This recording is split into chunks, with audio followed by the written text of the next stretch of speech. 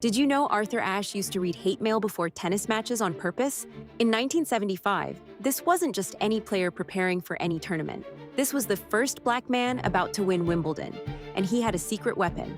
While other players avoided negativity, Ashe did the opposite. He'd sit quietly, reading every racist letter sent to him. Why? It turned his anger into laser focus. Then came his brilliant mind game. At Wimbledon, where everyone wore white, Ashe wore white too. But on him, it meant something different. He was blending in while completely standing out. The final against Jimmy Connors, Ashe shocked everyone. Instead of playing his usual power game, he hit soft shots and changed his rhythm. Connors couldn't figure it out. When Ashe won that final point, he didn't celebrate wildly. He just raised his arms calmly, knowing he'd broken tennis forever. But here's what most people don't know.